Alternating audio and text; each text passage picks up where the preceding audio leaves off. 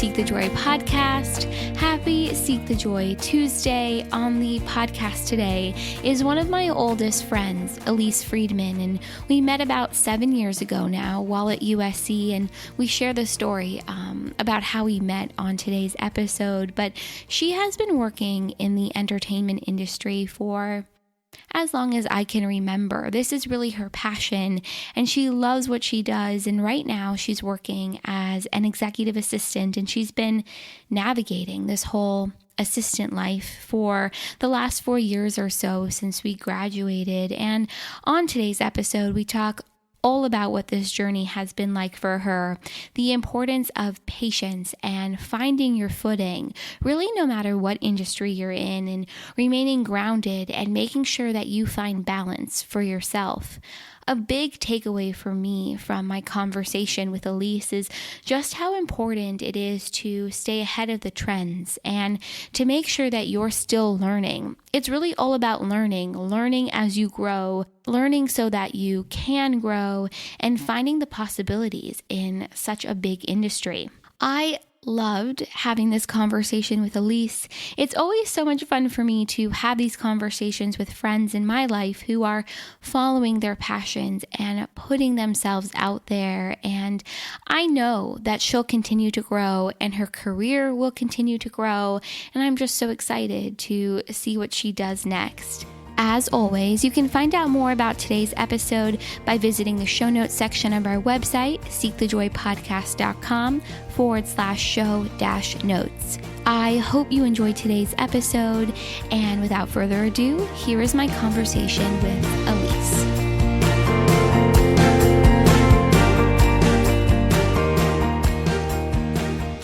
Thank you for being on the Seek the Joy podcast. I thought we could start off and you could introduce yourself. Great. My name's Alyse. I am an executive assistant in the entertainment industry. I've been an assistant for a few years now, but hopefully breaking the next step shortly. I was a USC graduate, born and raised in LA, and staying here for the long haul, it seems. So you and we met at USC at Alpha Chi Omega. And yes, we did. My favorite story is how we met. I just think we'll just share it real quick. I was thinking about that before I got on. I was like, that's great. I definitely remember. I think it was like our first lesson or whatever. Our first new member meeting. And you came in late, right? Yes, I came in late, but at the same time, I had kind of joined a few days or a few weeks beforehand, kind of. Yeah. But felt like I knew the joint more than, you guys. But I came in late per usual. My LA lateness is, and I came in and then I remember meeting you guys all and I was like, for some reason, I just saw you and it just was like, I want to be friends with her. She's going to be one of my best friends. Like, that's what I literally was just like, I looked at you as like, I want to be friends with her. That's what I thought. Well, I'm glad you felt that way because that's how I felt too. And 7 years later, we are still friends. 7 years? Yeah, it has. It's insane. It's so crazy. Okay, so you right now are an executive assistant, and you've been working in the entertainment industry even before we graduated from USC. Yes. So when I was at USC, being in LA, that gave me the ability to intern. So I had about, I believe, 4 internships throughout my college career. I've had that every summer, and then my senior year I had internships during the year, and they were paid, so they were just like my job. It was like my job internship, which was great. But I had several unpaid internships as well, but that's kind of changing in the industry, which is nice for all the newcomers. But you definitely have to put in the work as an intern first before you get a job. It's very, I feel like catch-22. Like, you can't get a job without having a job. Yeah. It's so true. You can't get your first job. So it's like, how do you get your first job? And that was a struggle, but eventually I was able to land one. But I feel like my trajectory just wasn't normal. But thankfully I did get a job in the beginning, and then that definitely helped me get another job. Yeah. I mean, what did you feel about your trajectory that wasn't normal? Did you, because you went you became an assistant right away, or? Yeah, I was an assistant right away, and I kind of grew within the company. I worked for a film producer, and I really enjoyed that. I kind of started as personal assistant or second assistant, and then I kind of from there kind of expanded my role and helped the other executives, and then I kind of got promoted to first assistant.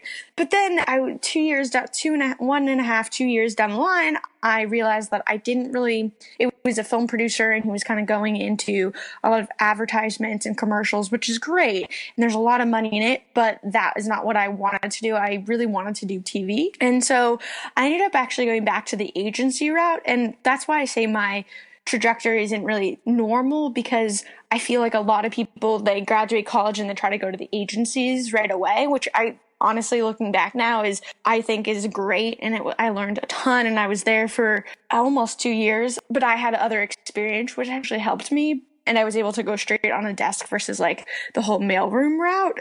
It was definitely different than most people kind of went straight from college. So I kind of felt like I was a bit, there's a lot of age ranges there, but I was like a little bit older than the rest. Yeah. I think though your journey is kind of interesting in the sense that I feel like you always knew you wanted to work within the entertainment industry or do something with film or TV. And so I think what you said before is so interesting and so true. There really is a catch-22. You can't get a job unless you have a job. And so I think especially right after college, you're sort of put in this position where you just need to take whatever it is you can get. But not to say you can't get valuable experience and learn a lot, even if it's maybe not exactly, what it is that you want to do long term. Yeah, growing up in LA, my whole family and friends, a bunch of people are in the industry. I feel like growing up in LA, you can't really ignore the fact that entertainment is around you. Totally. So I kind of grew up in the entertainment industry. I always tell people, I had a family friend who was working at the Universal backlot. So at the time, when we were in elementary school, we would go there after school, and like you could just walk to the park at the time. And so we just would go on like the ET ride, or we would like go after school and go on the Back to the Future ride just for one ride. Then we'd go home and do our homework. And that was kind of like my experience growing up. And it was great. And I loved it. And I loved entertainment and the escapism aspect and just like kind of playing pretend, even though I knew I didn't really want to be an actress, but I wanted to at some sort be part of it and make that. And my parents knew that I wanted to be in entertainment, but they wanted to make sure that that was like what I wanted to do. So in high school, I did a program at Northwestern University. Yeah, and I loved it. I made films and it was amazing, and I had the time of my life, and I definitely knew I wanted to do that. And then somehow magically I got into USC film, which honestly was bittersweet. It was amazing because it was one of the best film schools, if not the best. Not to toot my horn or anything, but it was awesome. But at the same time, you can say that, okay? You can say that. I mean, it's amazing. But the fact is, my parents all went to UCLA, and I grew up hating Trojans in USC in terms of the LA rivalry. Yeah, totally. But once I got in, I couldn't say no. I did definitely go on the tour of UCLA, and because I was in between those two. But ultimately, just with the resources and knowing that I wanted to do film, USC was the better choice for me. Yeah. So it sort of snowballed from there. Yeah, it snowballed from there. That's a great word. But definitely going back to the whole catch-22 of you need a job, it was really hard. I had some family in the industry, and I really wanted to try to do it myself, but I had to have help getting my first internship. But from there, once you have something, it's good. And that's why it did definitely take me a little bit longer to get my first job, because I really didn't want to use help. I didn't want to use my family's help. I wanted to do it on my own, which I was able to do it. And that's what I was finally able to get my first job. And then from there, it becomes easier once you have something on your resume. Yeah, I think that whole part about wanting to do it on your own, I think so many of us can relate to that. I mean, it's difficult. On one hand, you want to use the tools and the resources and the network that's available to you, but I think there's also a certain level of like self-pride and knowing and wanting to do something on your own and figuring it out. I mean, I say Definitely. this all the time, but out of all my friends, you've always got a job. You're always working. You always figure out a way to make it work, and you do it on your own. And I think there's a lot to be said for that. Yeah, I mean, in the entertainment industry, there's kind of like, it's funny, there's kind of two paths. There's the freelance path of the more creative producers, writers, directors, where it's kind of freelance. You go from job to job, you get an agent, you do that whole path. But then there's more of the office, the behind the scenes, the writers, the production companies, the agencies, the studios, and I feel like that's my path, the stability of it. So what is it about that end of the whole entertainment industry that really excites you? Well, I love entertainment. I've always loved entertainment. I currently think that, especially TV, is kind of in a golden age right now. I feel like a lot of film actors and actresses are coming into TV, and there's a lot better scripts, and the technology and everything is just kind of culminating, and it's a great place right now, and it's new and fresh and invigorating. And I think that's what excites me, the possibilities. And now I'm kind of working for a digital social media type media company. And that's really exciting because now it's kind of digital first and everything's on your phones or on the different YouTube, Snapchat, Facebook. And the possibilities are exciting. The industry, like any industry right now, is really growing and changing, and everything, like you said, is moving digital. And I think it's about growing and changing with it too. And I think our generation is probably in a better position to grow and change with the way the world is moving right now. Have you found it exciting or difficult to sort of adapt to all the changes that are going on right now? Both. It's very exciting, and it's exciting, but at the same time, you need to make sure that you're up with the trends. So I feel like I'm constantly trying to catch up with the trends. It's changing, but all the people in the industry, especially like the older, more well-established higher entertainers, are kind of stuck in the old school, stuck in their ways. But it's the young and fresh minds who are kind of at the forefront.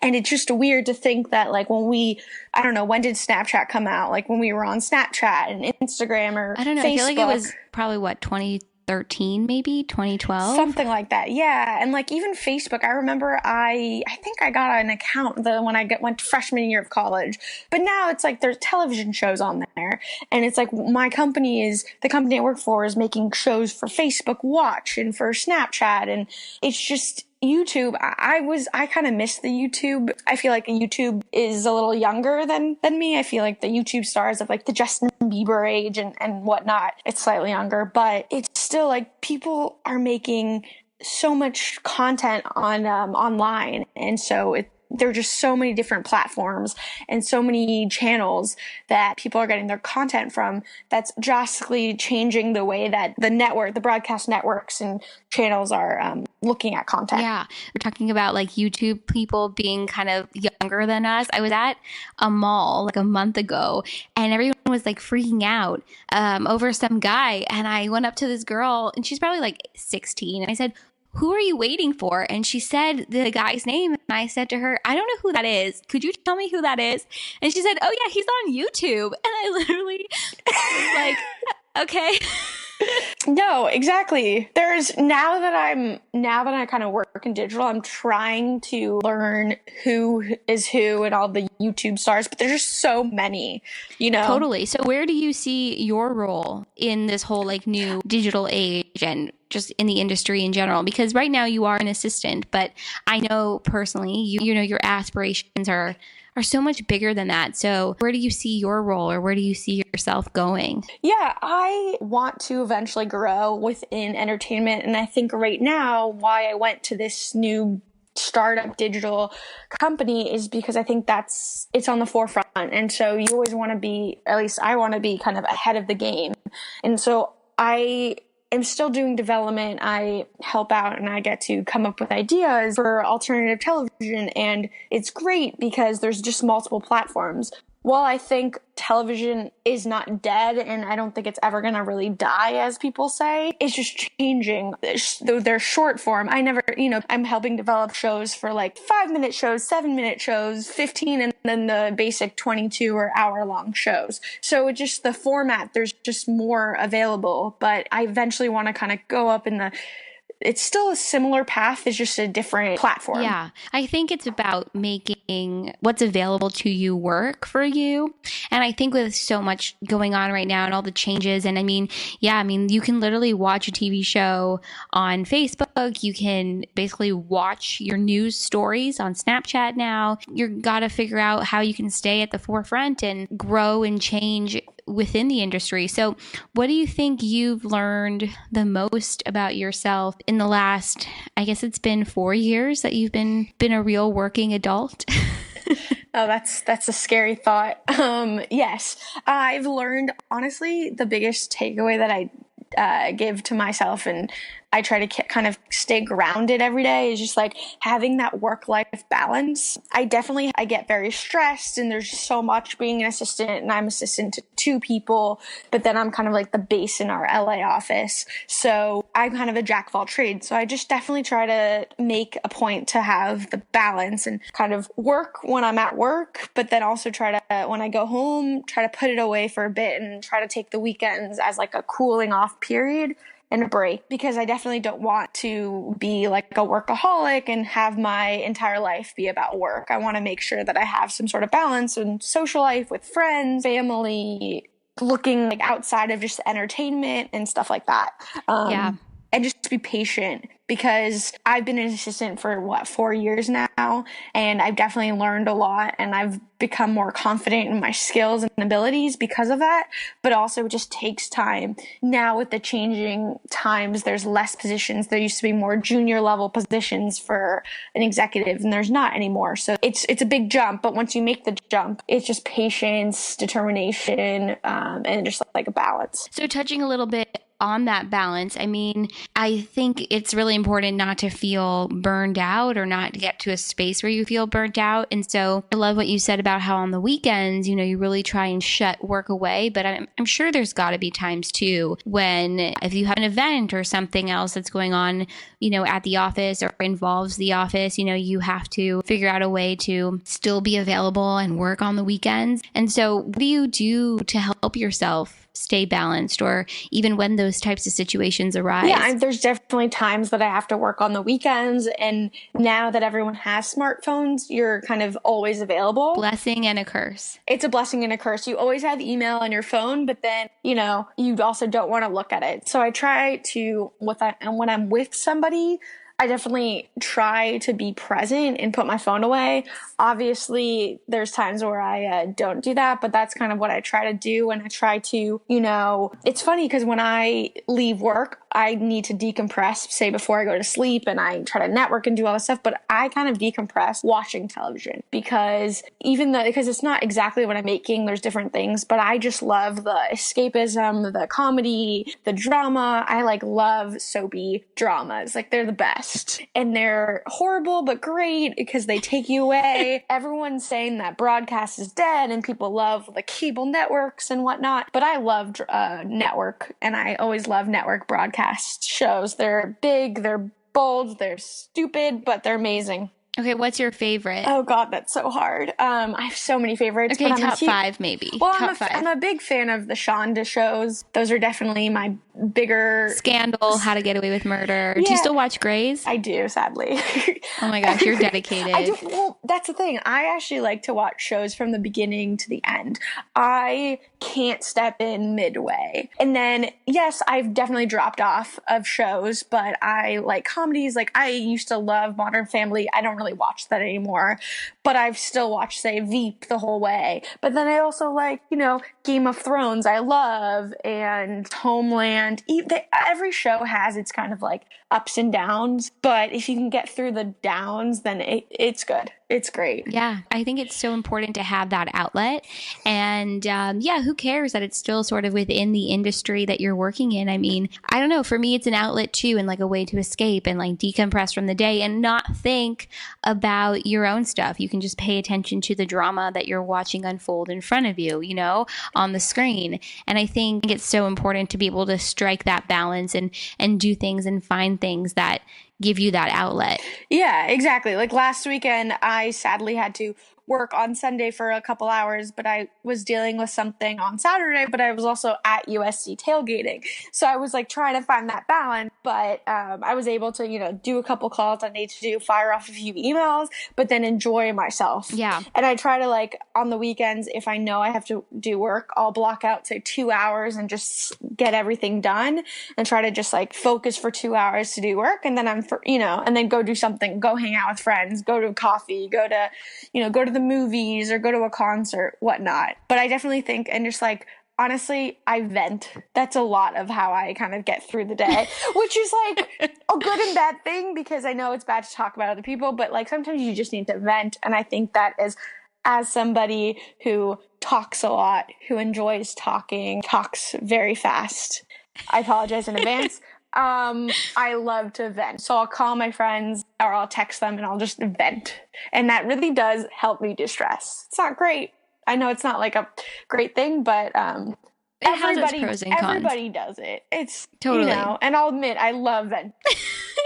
I mean, I hate to say this, but you and I are both yentas. Definitely. And people are probably like, what are they even talking about? But honestly, I think, it's also about having those friendships and, having the people in your life who are like a good, solid foundation and space for you so that when something is crazy at work and you're like, out of your mind, they're there and they're willing and ready to listen and be there for you. I think that's definitely what you're talking about in terms of venting. Oh yeah. I mean, if I have a really hard day or I'm really upset, I know exactly, my boyfriend always says, well, at least you have me. No matter what happens at work, like you'll always have me. And so it's like, I always know that I have the solid base of friends that like, no matter what, even if they're at work, they can't talk at the moment, they'll call me when they can. They'll always be there. And I feel like having a solid support, friends and family is definitely a key. Yeah, it really is. I want to go back real quick to something you said earlier that just popped back in my mind when you were talking,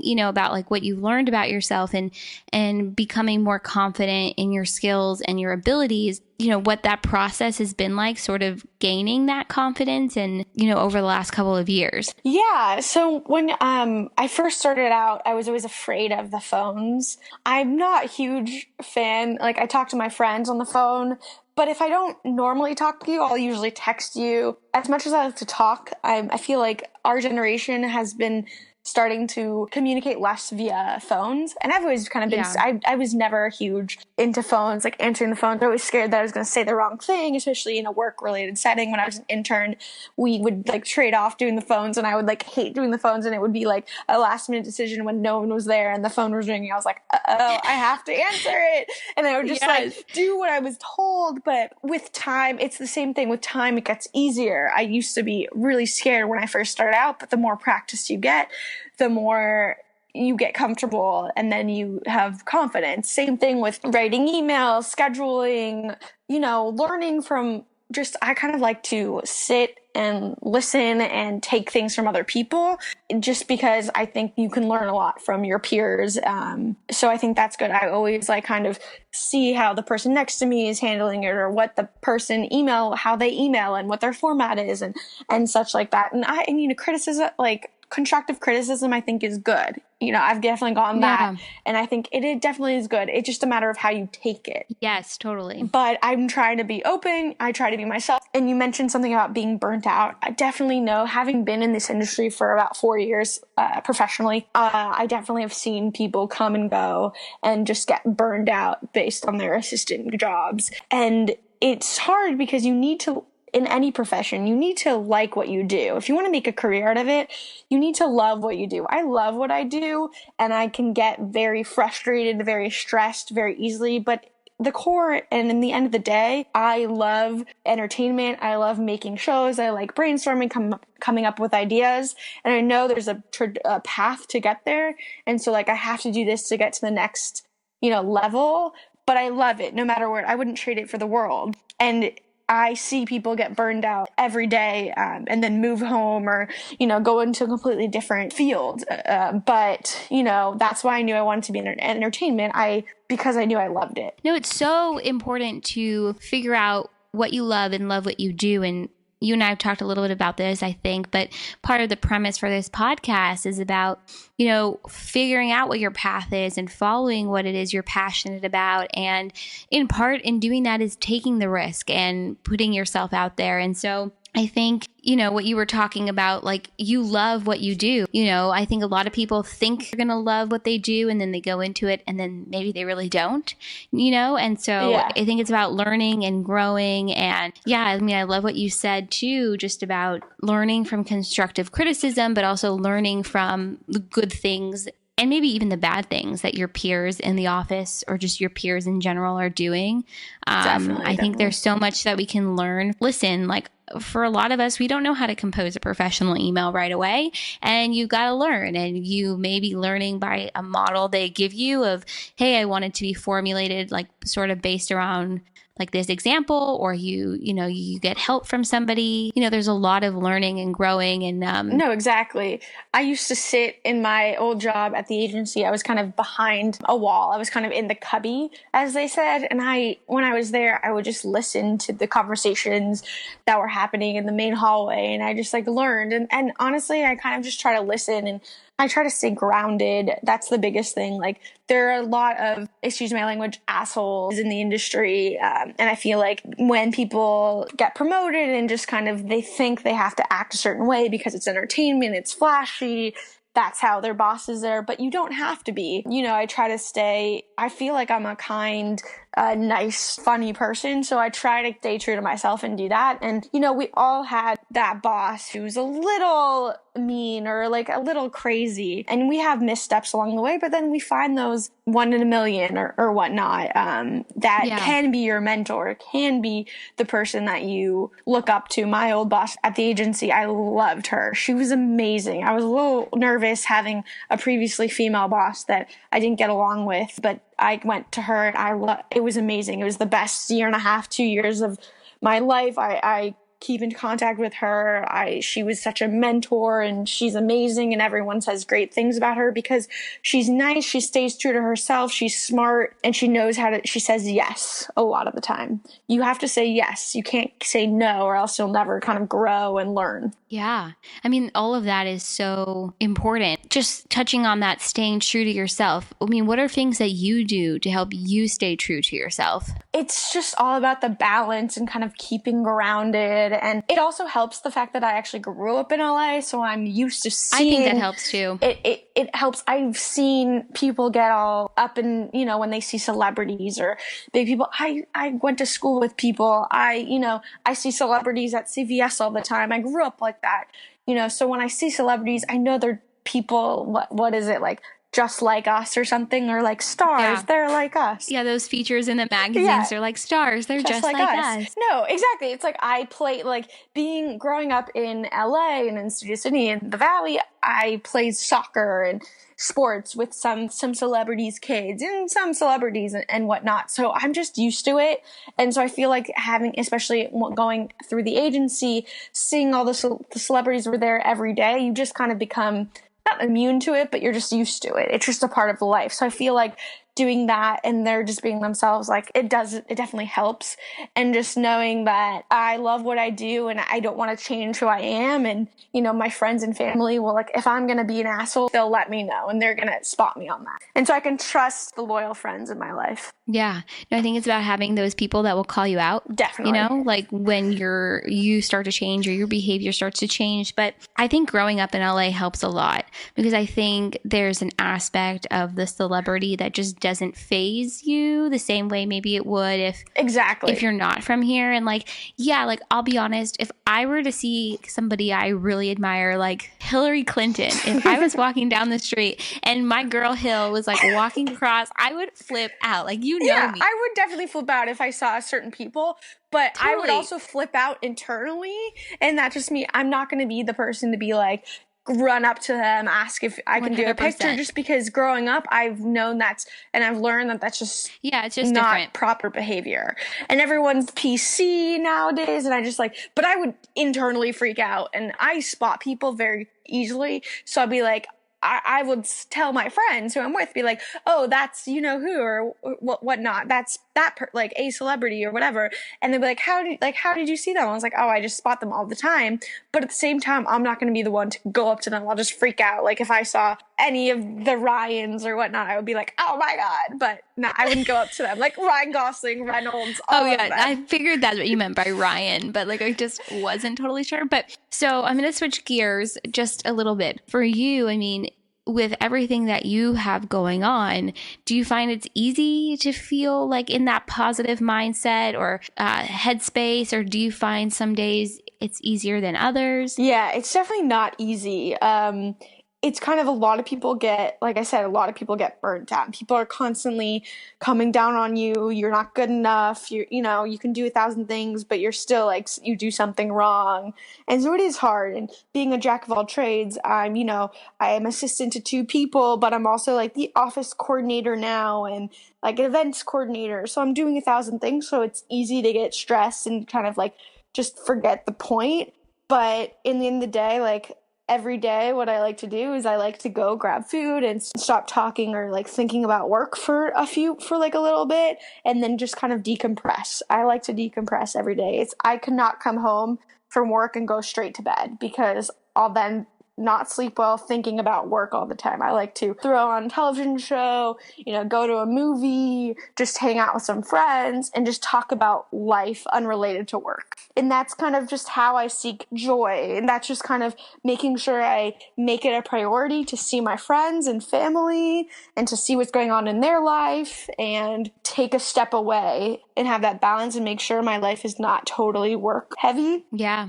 And it's not joy per se, but that's what I think of as joy. Yeah, I think it's about those priorities in your life and prioritizing things. And when you're at work, you're at work, and when you're at home, and you do things within those spaces to really bring yourself back down to earth and take those breaks during the day. I mean, it's so important. I think so many of us really try and do that too. Exactly. Yes, it's all about priorities and balancing your life, and then, occasionally treat yourself.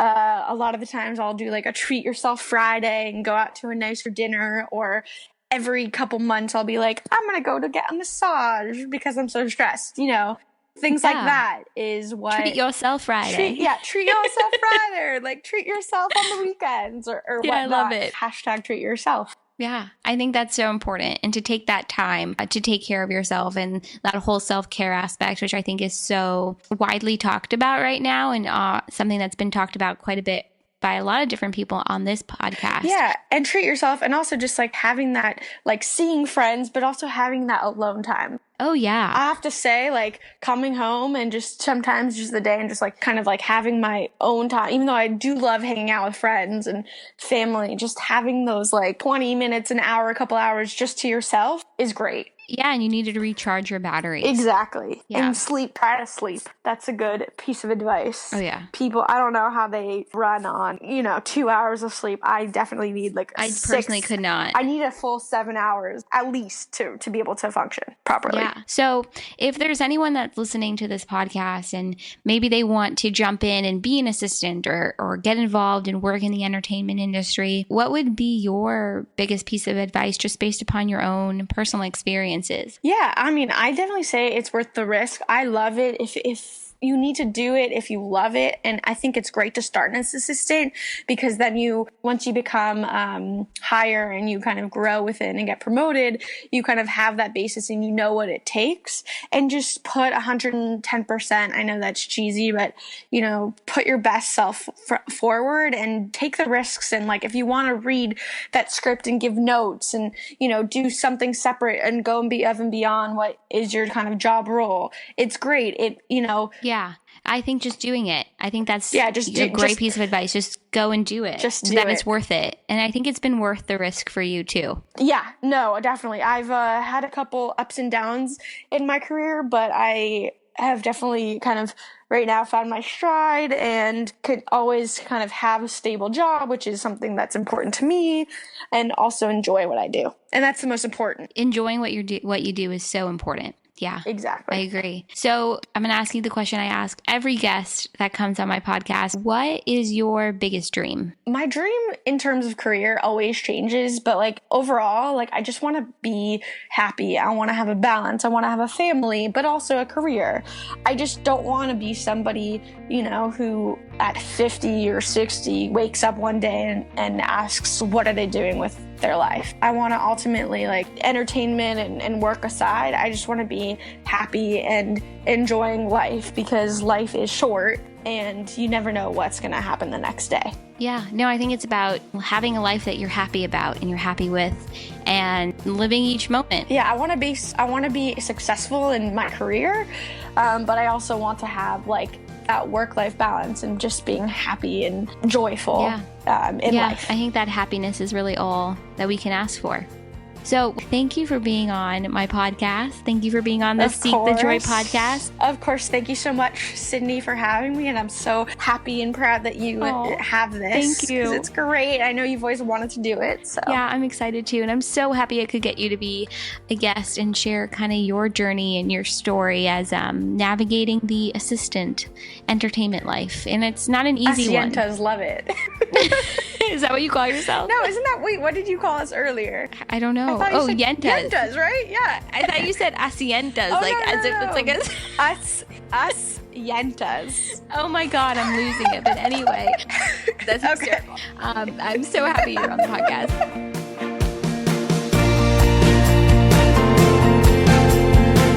Everyone, thank you so much for listening to today's new episode with my good friend Alyse Friedman. It's always so much fun for me and such a pleasure to have one of my good friends on this podcast to share their journey and their experiences and their words of wisdom with me and with all of you. Before you go, I just wanted to say thank you. Thank you for being here, and thank you for listening, and thank you for the phenomenal response to the first episode in our new storytelling series. I am and was blown away by the response and the feedback.